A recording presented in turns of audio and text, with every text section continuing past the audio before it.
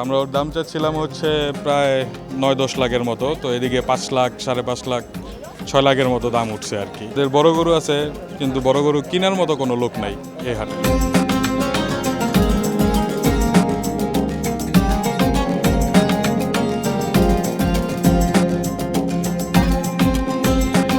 নাম হচ্ছে রাজা বাবু, আইসি নাটোর থেকে।